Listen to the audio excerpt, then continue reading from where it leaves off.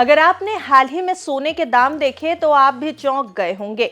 सोना अब तक के सबसे ऊंचे स्तर पर पहुंच चुका है, लेकिन बड़ा सवाल ये है कि क्या 2026 तक सोना और भी ज्यादा महंगा हो जाएगा या फिर क्या सोने की कीमतों में जबरदस्त गिरावट आने वाली है।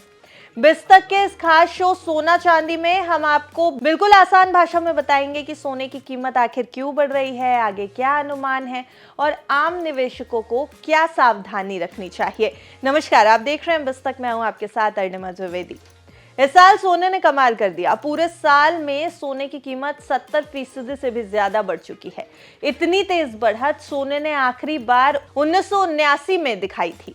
हाल ही में सोना पहली बार $4,500 प्रति ऑन्स के पार चला गया, यानी इतिहास का एक नया रिकॉर्ड।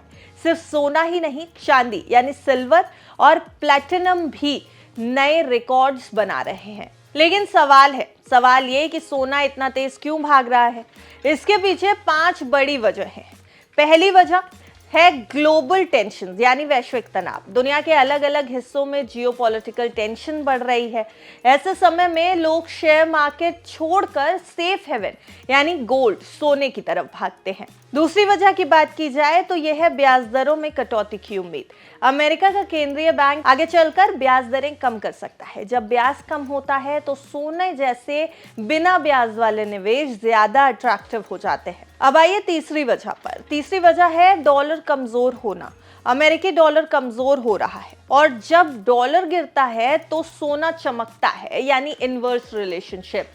चौथी बड़ी वजह है सेंट्रल बैंकों की खरीदारी। कई देशों के केंद्रीय बैंक लगातार गोल्ड खरीद रहे हैं, लगातार सोना खरीद रहे हैं। इससे डिमांड बनी हुई है। अब आइए पांचवी बड़ी वजह पर, निवेशकों का भरोसा। बाजार में फिलहाल कोई भी बड़ा नेगेटिव संकेत नहीं दिख रहा, जिससे सोने की तेजी अभी बनी हुई है। मार्केट एक्सपर्ट्स का कहना है कि सोने में जो तेजी है वो मजबूत फंडामेंटल्स पर टिकी हुई है। एक बड़े इंटरनेशनल बैंक के मुताबिक अगर सब कुछ ऐसा ही चलता रहा तो 2026 के अंत तक सोना $5,000 प्रति ऑन्स तक भी जा सकता है।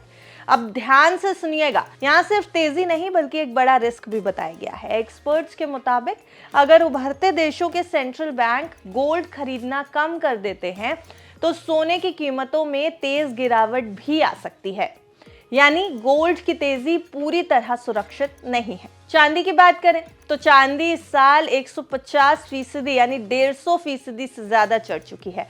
चांदी की डिमांड निवेश, इंडस्ट्री, टेक्नोलॉजी तीनों तरफ से मजबूत नजर आ रही है। वहीं प्लैटिनम की अगर बात की जाए तो ये भी नए रिकॉर्ड पर पहुंच गया है। हालांकि बाद में थोड़ी गिरावट जरूर आई प्लैटिनम में, लेकिन कहीं ना कहीं ये सब एक नए रिकॉर्ड के करीब है। कुल मिलाकर सोना अभी रिकॉर्ड ऊंचाई पर है।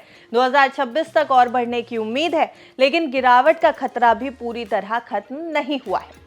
वैसे आपको क्या लगता है, सोने की कीमतों में और तेजी आएगी या गिरावट आने वाली है? 2026 गोल्ड के लिए कैसा प्रेडिक्ट कर रहे हैं आप? आपकी उम्मीद क्या है? जरूर हमें कमेंट करके बताइएगा। वीडियो अच्छा लगा हो तो लाइक और शेयर जरूर करें और देखते रहिए बिस्तार।